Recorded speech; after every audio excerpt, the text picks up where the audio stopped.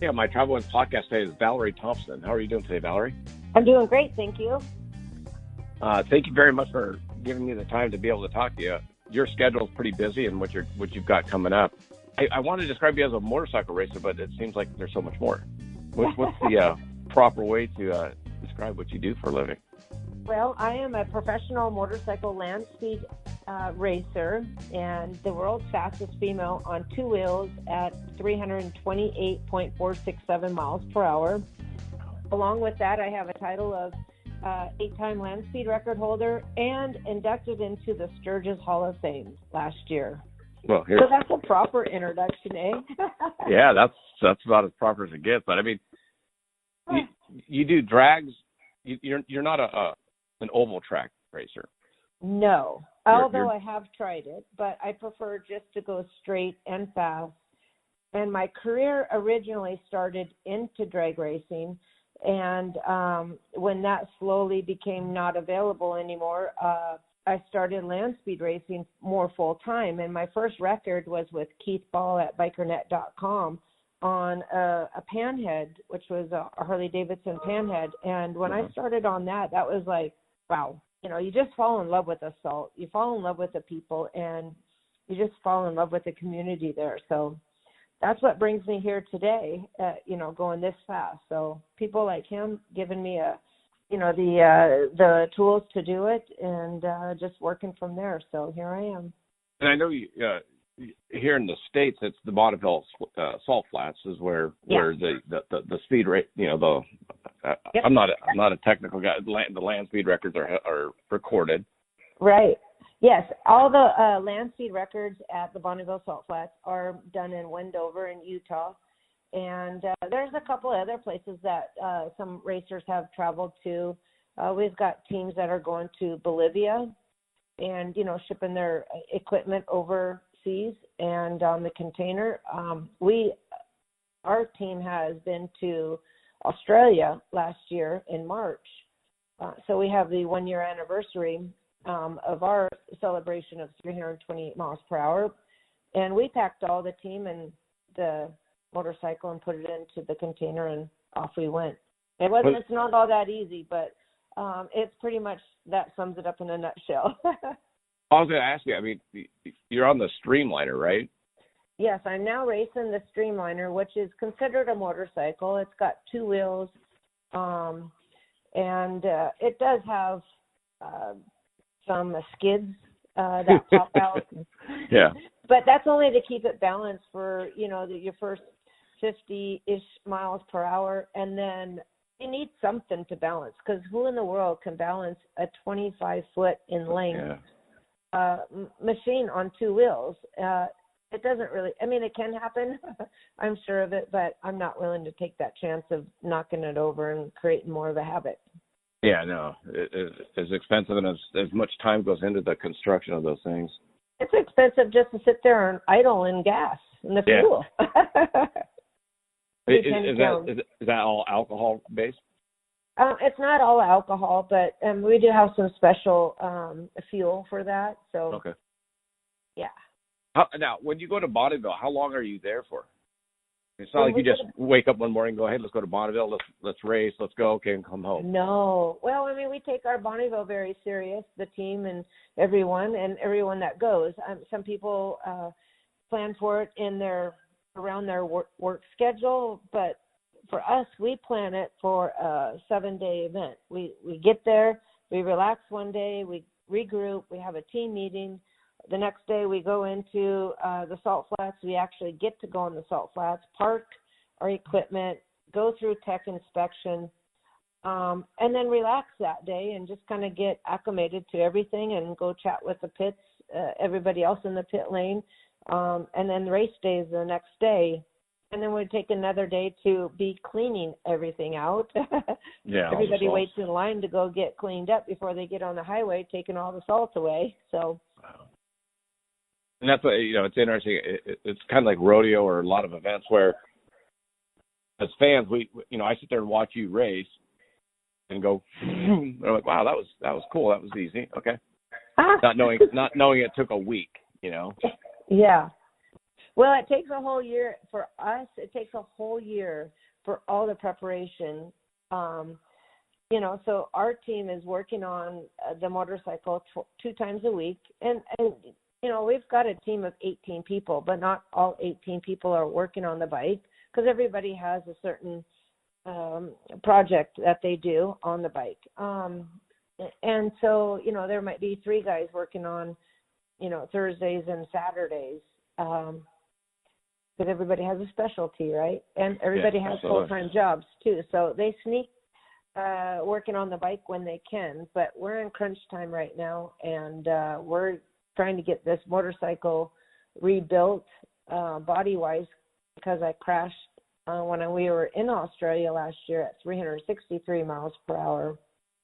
So we did some damage to the outer body because we had a carbon fiber monocoque body frame. So it held up and it did its job. The bike saved my life.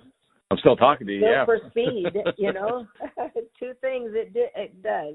It's built for speed and it's built for safety, and it's proven. So I proved it. The hard way. I didn't want to, but we're learning. We're going the hard way. I don't know if I read it or I saw or heard that you slid for over a mile. I did. Yeah. I can't even appreciate that.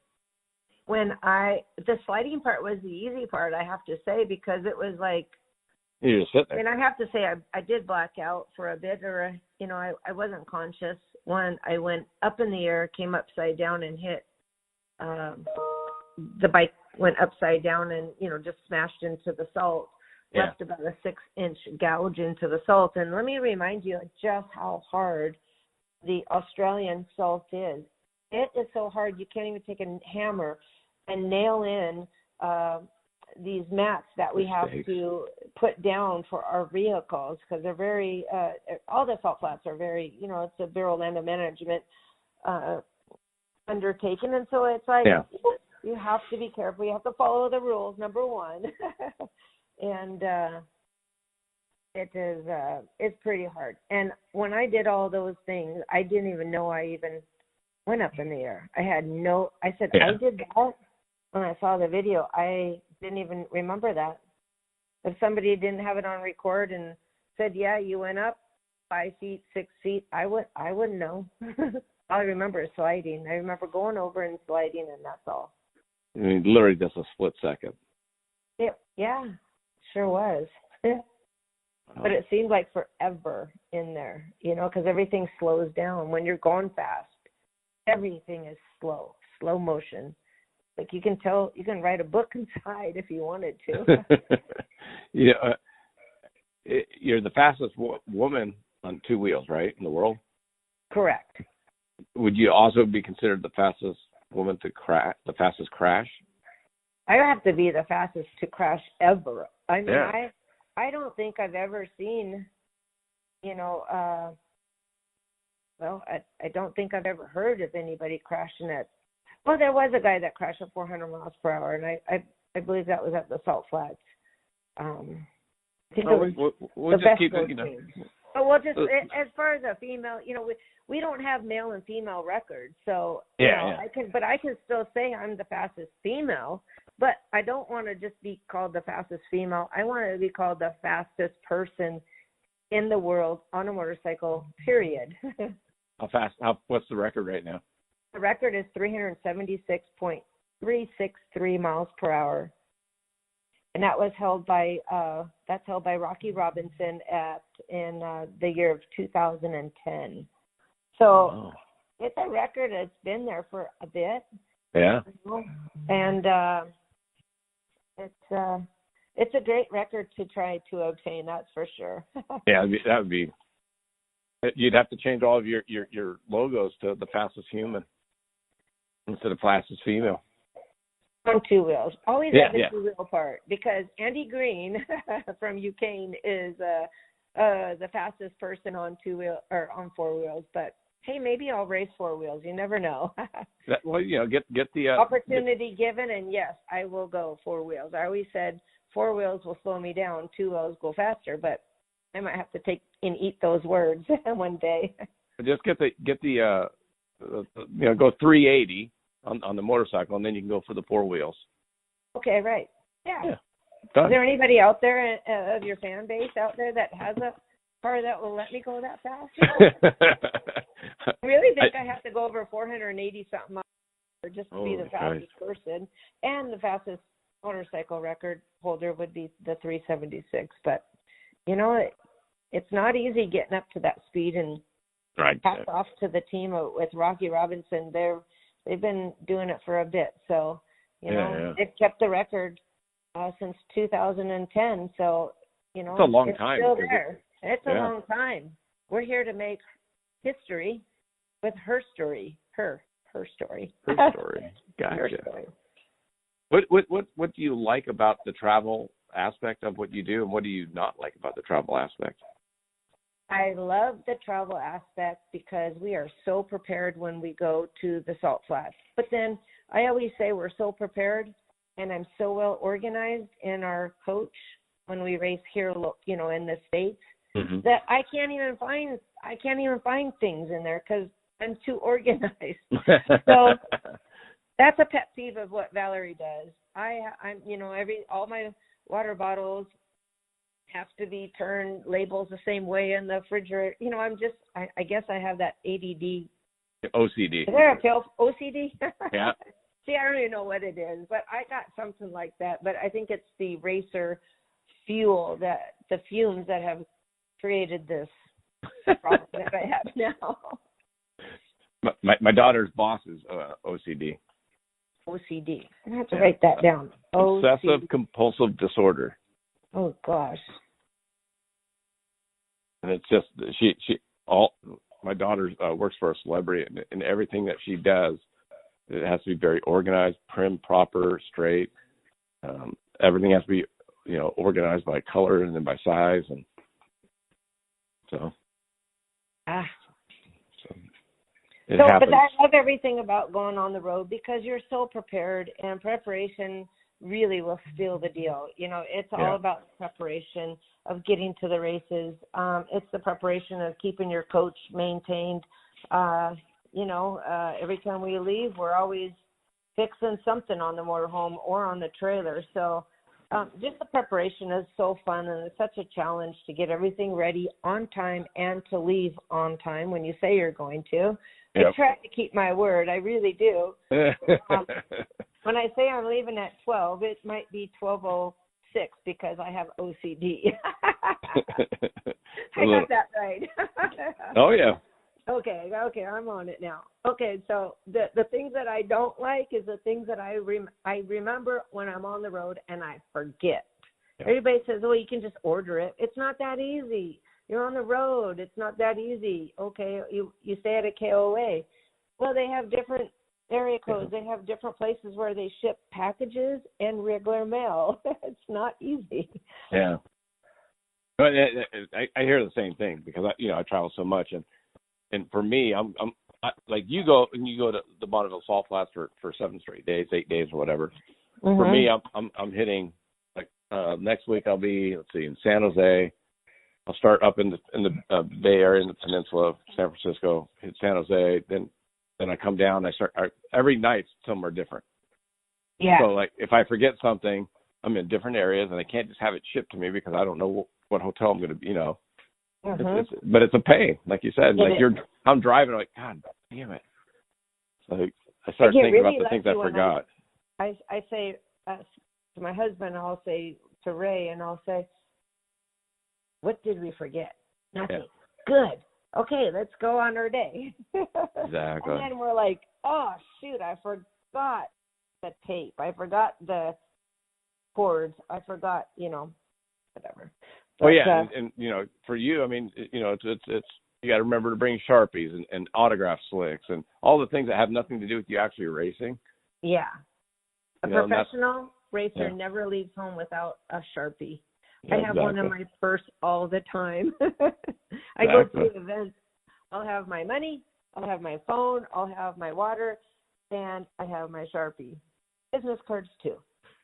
How many different tracks or places in the States are there to race? Is it just Bonneville or? Bonneville is, well, our bike is designed and only designed to race at Bonneville. Yeah. We do have 1 mile courses, but they're all different in all different states. We have, 1 mile airport places that we go to, like the Texas Mile, the Ohio Mile. That's state, but we also have El Mirage, which is you'll race on dirt. And I have raced at El Mirage, and I believe I went 204 miles per hour on my BMW sit-on bike. And that was really fun. I've been 217 in a 1 mile stop standing course at the Texas Mile, and that was my top speed. It's really hard to not put up the bike up in the air. Yeah. You're trying to launch, such a great bike, and then you have to think about stopping, just like I have to think about stopping in when I'm racing with a streamliner. Okay, I look at the speed. I try to get a gauge of a number, and then I don't look back at the speed once I'm up in high gear, and I'm like, oh yeah, 300 and something. Okay, that's great. So then I go to stop, and I was like, okay, Valerie, now you have to stop. I got to slow down. Do not wiggle. Do not do nothing. Keep your composure. You went over 3. It's okay. When you get to the point where you're like, okay, is there, I guess, as you're going at 300, is there a mile marker where you go, okay, we have to shut it down by here for you to have room to stop? Absolutely. Okay. When we're at I'll use this as an example. We had a 12-mile course when we were racing in Australia last year. And we start racing at mile 0, and then at mile 5, that is the official measured timed mile. From mile 5 to mile 6 is the exit. So, and then anything after what we do is, that's all us, right? Anything before, and when we're in the measured mile, that's the recorded speed is the most important part. That's where you get your time slip. And yes, you are now able to do your backup run and go the opposite way within 2 hours. And so they take the average speed of both of your runs going from, one way and then a return route. I got you.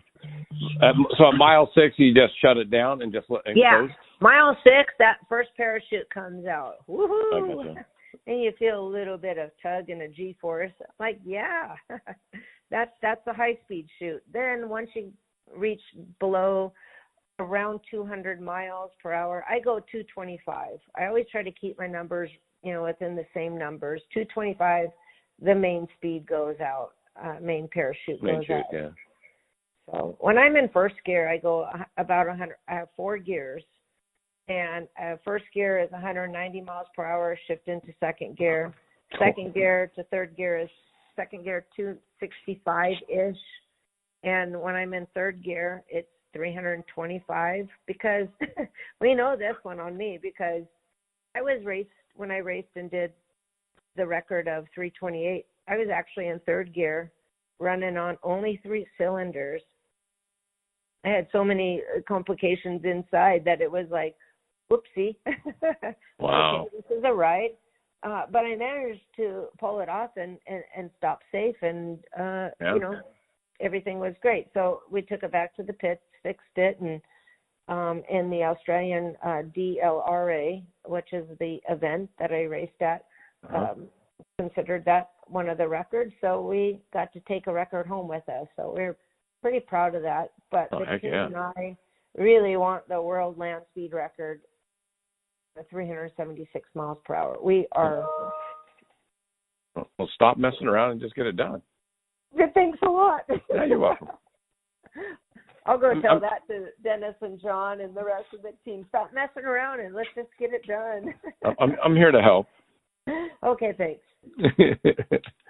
So one of my friends is Hunter Cure. He's a world champion steer wrestler, cowboy.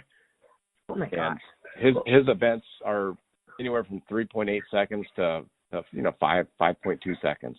And so literally the difference between a 3.8 second run and a 3.9 second run could be tens of thousands of dollars. And you're talking Wow. one hundredth of a second. Yeah. And so I see him every, I'll see him every other day at the rodeo or whatever. I'm like, man, what's going on, bro? 4.2? Come on. He must have ate his Wheaties. Time to wake up. I need you in the threes. You're talking a quarter of a second. Yeah. Every second and every minute. Well, we don't race with the time clock, but we do race with the mile per hour. And really my competition is really the number. It's all about the number. It's the number. The one and only world record is 376.363. So 377 gets you in the door. 377 will get me qualified to make another run attempt for my return run. And if I go 377 with another 377, that's pretty fine line of considering that's a record. But I'll take any record I can take. Yeah, heck yeah. Hey, yeah. 377, I'm not going to be shy for that. Heck yeah. And, obviously, it'd be interesting if you actually came in that close, but I think you'd run like a 381 and then a 379 or something. I want to be in the record books for a long time, so my plan is not to go and just buttercup up right next to the number. I'm planning on going a little faster, and it's now who's going to be the first motorcycle to go 400 miles per hour. So there's another number you shoot out, but the team and I are really concentrating on the record. We're not concerned about the 400. Hey, if I have some spare change left in the motorcycle when I'm crossing right before the finish line and I can squeeze out a 400.001, I'll take it. Heck yeah. I'll have that for dinner. And dessert. And dessert for the next 40 years if I live that long. I would imagine when you go to Bonneville, because you're in the coach, you can bring more stuff versus when you go to Australia, you literally have to pack everything. Okay, there's a huge difference. Yes, you're absolutely right. When you are here in Bonneville, which is great, it's so convenient. We're 760 miles away.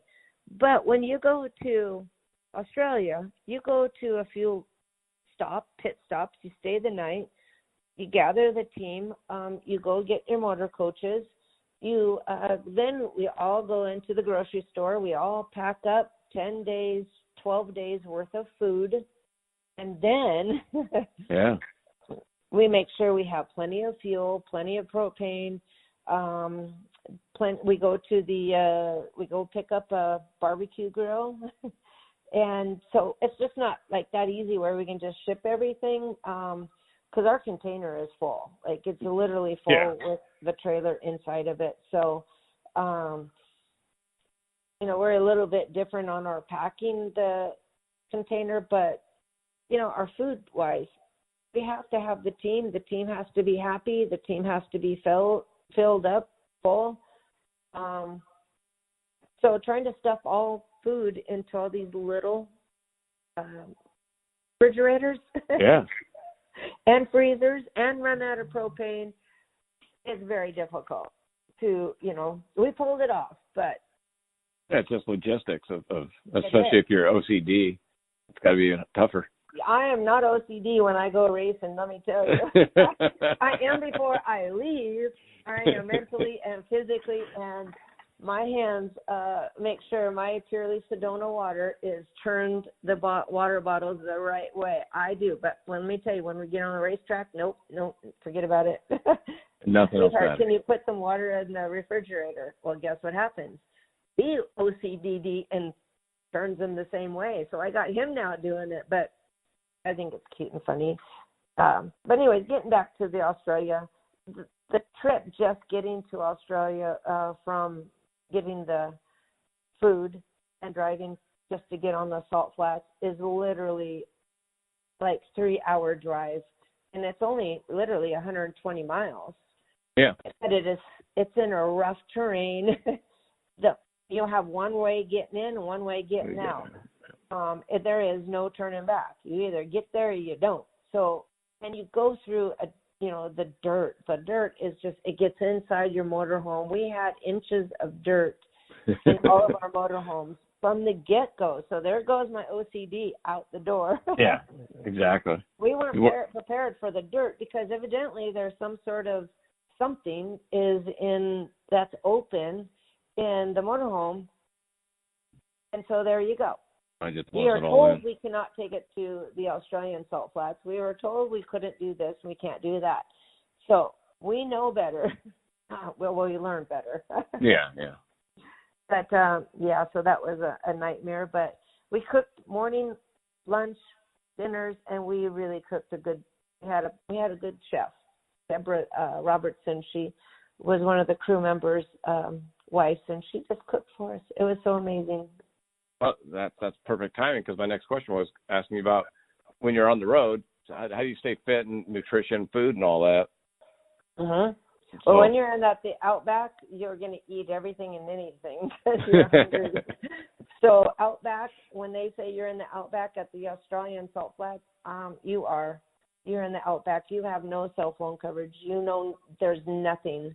And my family didn't even know that I crashed until they read it on Facebook. So it was just Facebook from some locals that videotaped it or posted it or said something about it while they were on their way home or something. Yeah.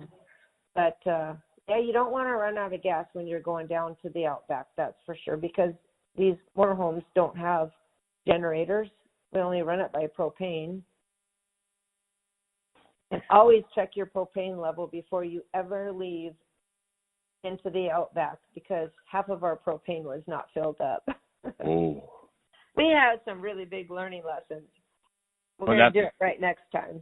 I always talk to my friends that are either new to what I do for a living, which is, I always say I travel, I drive for work, and I do meetings in between. Oh, yeah. Because let's see. Maybe I should say I ride really fast, and I take pit stops in the pits. Yeah. Well, like I said, you're going to go to Australia. It's a 7, 8, 9, and how many days of prep and a year for? It's a year full. An earful versus a year full. Yeah, exactly. So I always go through the same things, like a lot of the reps, and it's actually how I started the podcast. Is I was talking to a new sales rep for our company, and he's like, "Oh, I forgot to do this, and I didn't schedule this out, and I didn't stay, and I didn't plan for this." I said, so we just started talking about everything, and I said, a lot of it's trial and error, and what you pack, how much you bring, what are the potentials, do you have to bring something nice? Yeah. In case you have to go out to dinner with your client or, all that kind of stuff that you kind of figure out as you go along. Well, I have to pack for race attire. Then I have to pack for, doing appearances and I have to pack for being out the racetrack, just, waiting for the wind. Sometimes we could be waiting all day just for the wind to calm down because we don't run the motorcycle with more than 3 miles per hour of wind in any direction. So our team brings patience and we have to have good food because if we don't have those two things, food goes right to the heart. So we race from the heart, right? So here we go. Do you worry about fitness when you're out there as far as, staying in shape and trying to? No, I you know what? Because you do so much preparation beforehand. And you're still, no matter what you're doing, you're still standing, you're still walking. I like to go and walk through the pits. I like to jump on my motor, little scooter or pedal bike and do that. But, there's a lot of walking that goes on. Heck, in my house, I just got the new, the watch, the Apple Watch. Uh-huh. And I walked 7 miles just in my own house one day. You don't even realize it, Not too long ago. It's really around, I walk just in the house and do my normal stuff, 3 to 4 miles just every day. But that day I did the 7 miles. I was really taking down my Christmas tree and putting away Christmas decorations and reorganizing and then putting OCD into Valerie. Oops. That's not a good combination. I was going to say, you'd be a fun one around Christmas time. Yeah. Ask my husband. Yeah, exactly. That's a different podcast.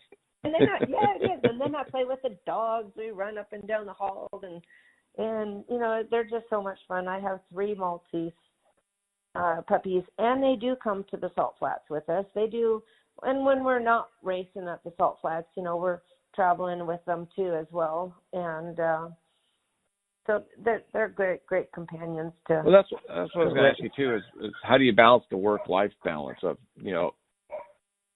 racing? I balance my work with my dogs because they're my psychiatrists. They don't know it, but they are. Who needs an hour to go and talk to somebody when you got 10 minutes to chat with your dogs and play with them? in 10 minutes in increments, not exactly. just 10 minutes a day, but you know what I mean. I have a French bulldog, and my dog is not a psychiatrist. My dog lies there and looks at me like, "Why are you still talking to me?" What are you saying?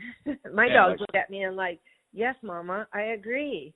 And their eyes look in their head, turns from side to side, and then they want me to come next to them and rub their butts. See, my dog agrees with me and then says, "Feed me." Oh, yes. Yeah. That's all he really cares about. Absolutely. I'm convinced. My wife and I always joke that if somebody walks by with like a bag of food, our dog would be like, "Okay, see you later." He'd leave us for just a piece of food. I hate to say that, but he might want to come back, but he might not. He is all about the snacks. Better or worse, I guess. Our dog's just all about the snacks. Eating. Oh yeah, absolutely. That's all he cares about. In little pieces. So yep. Well, it sounds like you travel with your husband and your dogs. Are there any, for me, I don't travel with my wife, so I'm on FaceTime with her. I'm texting her. I'm calling her every night. Letting her know how my day went and finding out how her day went. Is there? Is that all? Is that a good thing that you get to travel with your husband? Absolutely. Yeah. I get to put him to work. No, he helps out on the team. He helps with the parachutes, and he does it whatever they need. Whatever he needs. If he needs to go get something at the store, he'll go get it. He'll be the runner, or and he brings his own laptop and gets to work in the coach, and off to the races he goes. Yeah.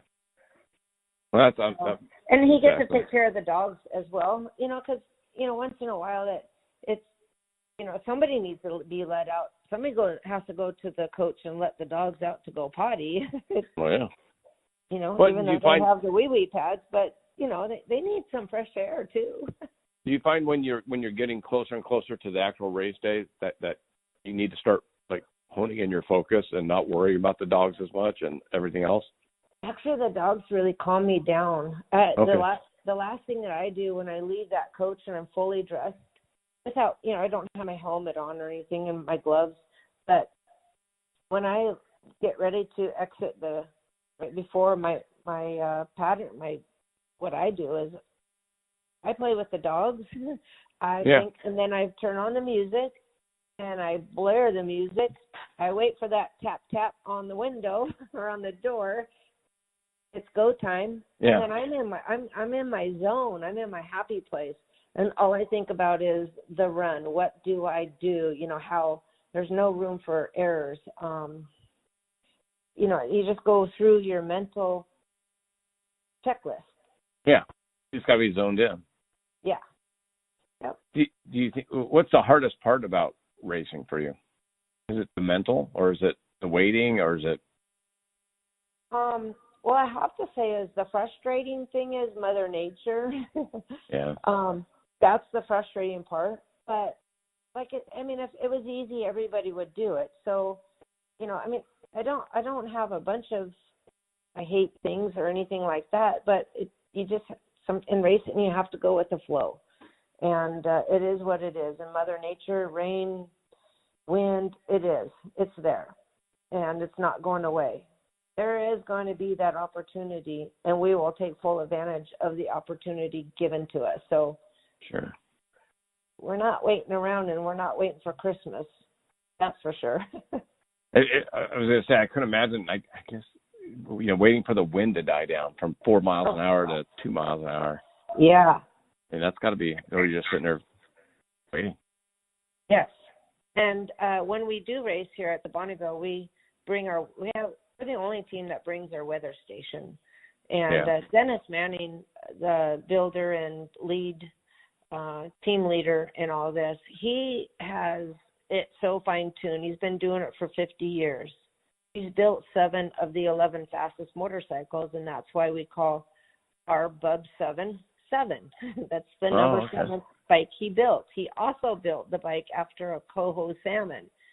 Some people don't know about that, but he said, hey, and salmon's going up and down the Columbia River, they're watching the fish, and Dennis says, how fast can a fish swim? What's the fastest fish? And he said, one guy said, the coho salmon, it goes 50 miles per hour. Well, what does that equal in land? What is the air density difference? I guess. What does that equal? 400 miles per hour. That's it. That's the fish I'm going to build, and that's the bike I'm building. That's what it is. The coho. I gotcha. The coho salmon. So I went and looked it up. Knowing me, the OCD that comes out in Valerie. I'm so happy that I taught you something new. I don't see a fish being that fast, and I don't see a coho salmon being that fast. Fish fast. Well, yeah, I know they swim upstream, and that's got to be about as extreme. Well, maybe what is the fastest fish that swims upstream? Yeah, I don't know. Could be. I don't know. But it's a good story, and I'm sticking to it, and I'm not changing it. I'm with you on that one. This bike was built in the year 2000, so maybe in 2000 or before the bike was built. This bike was born in 2000, so maybe at the time a coho salmon was the fastest fish. Maybe your friends and fans could join in and give us an education. Try and find out the fastest fish. Education, come on. Come on now. Do you ever because my dad used to race enduro motorcycles back in the late 60s, early 70s, in and around Phoenix. And we used to watch Don Perdome and Don McCune and some of the drags. And a lot of the drag races are gone now. Yeah. You ever see it making a comeback? The drag races? Yeah. Yeah. It seems like it's cyclical. Well, I watch NHRA. Uh-huh. And I actually DVR NHRA because I have some friends that race on the circuit and Top Fuel, Funny Car, and Pro Stock Motorcycle. And I think it's doing quite well. I mean, they show a nice presentation while being there. They have, cars, they have bikes, they have lots of fans, and it's not NASCAR, but second to NASCAR. That's my story. What? But there's a lot of more women, female riders and drivers that are coming out, and I think it's really taken the NHRA sport to much more of a needed level because they really needed something to kind of perk up our ears with the horsepower with women driving. Yeah, exactly. That's what I was going to say too. Is the women drivers get more press and the girls see women drive racing as well as just the men. Mm-hmm. That's 50% of the population that's going to want to be more interested in racing. Absolutely. And, what girl doesn't want to watch another girl go race? I want to watch it. I want to see a women-driven motorcycle or car. I want to see that. Do they still do the motorcycle? They put jet engines on them, basically. Yes. I believe Ellen or I can't remember her name. I haven't seen many of them lately, but NHRA, the drag racing series, just picked up in Pomona last week, and so they're now full force in traveling. So I think their next race is in Phoenix, and then they go all the way to Gainesville, Florida. So I believe that the high jet-powered cars have been, doing the in between. I remember being a kid going to the races and hearing those things wind up, the jet engines, and it's like, absolutely. Whoa. I actually took my motorcycle here in maybe like 8 years ago. I was racing at one of the local tracks here called Speed World in Peoria, Arizona, and there was a jet car. They were making spectator passes, but they were training and testing as well, and never ever race with one of those going down the track before you go down the track, because my tire was lefty loosey and righty tighty. Yeah. It was all over the place. And they cleaned up the track and they did their once over, but it just needed some really good rubber put down before I went on two wheels. On straight line, cars have two wheels on each side. I'm just single sided. Yeah, you got about 3 inches? Yeah, maybe 2 inches of width at speed. Yeah. Of actual contact on rubber. Yeah, but I do truly enjoy watching those jet power engines and just seeing that burst of flames. It's pretty darn cool. Yeah, exactly. But I truly appreciate the time and all the stories you've shared. So you're welcome. It's awesome. What's the best way for fans to watch you or stay in touch with you and find out what Valerie Thompson's up to? Well, we're working on our website, trying to get it completely organized. There goes the OCD. But my website is Valerie Thompson Racing. But I'm really using, the social media, and I'm really posting a lot on my racing Facebook page, which is Valerie Thompson Racing or Valerie Racing, and on Instagram, Twitter, and just trying to, keep our friends and fans and family updated on what's going on in our fast lane world, right? Yeah. Well, post a lot of pictures of our dogs and, of our friends, our pool parties and here and there. So keep a lookout for a new pool party coming soon. When's your next race? When's it? Well, we're getting ready to race this year, and we're going to test the new body out at the Bonneville Speed Trials, and that's in August. I believe it's August 25th week, and then we're going to try to do one test session, private test session. Okay. And things go well. Guess what we're going to do? We're going to pack up that streamliner. We're going to put it into that trailer. That trailer is going into the container, and the container is going down in the sea, and it'll get there just in time for us to go race in Australia in the year 2020. Because after that, I want to retire on two wheels in the year 2020. Okay. I told my husband I was going to retire at 200. Well, at the time he was my boyfriend, but when I got married, I got married, and then I went 304 miles per hour, and then I went 300, and I said, I'll retire at 300. Okay, so I did it. Well, I didn't retire, so I didn't keep my word. Now I tell him I want to go 400, and he said, okay, 400. We'll see about what's going to be next. After exactly. There's got I promise I will retire on two wheels at 400 miles per hour, or even if it came close. I want to do. There's something else that's out there for me, and I want to take advantage of the younger years.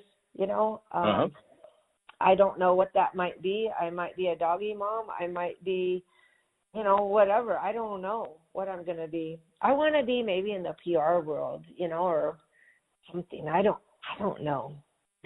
I do all fun, different things all the time, and it's like, I want to do that. I want to do that. Oh, I want to do that. So I'm all over the place what I want to do, but what I know I want to do right now is race that motorcycle and get that bike down the racetracks safe and stop safe, and congratulate the team for the amazing. The 400 is a good mark. 400 is a good mark. Yeah. To be realistic, we really want to we're going for the record. And, the 400 is all numbers. That's just numbers. You're just talking numbers. Let's talk about the real number of what I really need to do, and that's 376.363 miles per hour. And I got to do that twice, back to back within 2 hours. So I figured, you shoot for 400. If you fall a little short at 390, you're still good. Okay. Yeah, I'm good to go. Exactly. Let's leave some change out of the $400 bill. Exactly. That'd be awesome. Well, hey, I so appreciate the time, and I know you're busy, so I want to just thank you again for giving me the time and sharing with my listeners another successful female that travels for her work. And absolutely. And thank you on the travelwins.com podcast show. I hope your fans write in. I hope they give us an education, like I said before, education on the coho salmon and what is the fastest fish. Can somebody please tell me what the fastest fish is? Because when next time you go to Google me, you could see who's the fastest female or who's the I don't want the female name. I rather have the fastest person. Fastest person on a motorcycle. The fastest on a motorcycle. I could be a male or I could be a male. I don't care. Anything in between. Fastest. Yeah. Period. Fastest is the fastest. Fastest is the fastest. And not that everything is great fast, but that motorcycle is fun and fast. So. Oh man, like I said, I was watching the video and it's like, no thanks. I like going fast, but 300. I know, but when you're in the zone, and there's nothing coolest than the zone. Like first gear 190, second gear 285, third gear 325, fourth gear 350 plus. How cool can that get? I guess growing up, my dad used to crash quite a bit in enduro racing on his bull tacos and Yamahas out in the desert, and so my mom was never real big on me picking up the motorcycle. Yeah. She was literally pulling cactus and glass out of them every weekend. And but I remember I was 18. My next door neighbor had a Harley Davidson 883 Sportster that we converted to a 1200, and he let me out on it. So I learned how to ride on a Sportster. And then my buddy had a Kawasaki Ninja. This is back in the 80s, mid 80s. So this is like Top Gun era. Yeah. I think it was a Ninja 600R, and he let me go on it, and it was I had no right being on a bike of that speed. And I just remember just start popping, and I was like 95, as fast as I could blink, and I went woof woof woof woof woof, right back down like never again. I'm like no. I don't even know what I'm doing. I was doing almost 100 miles an hour. I can't imagine. Yeah. So I'll just live vicariously through you. Going 300. Okay, that's fine.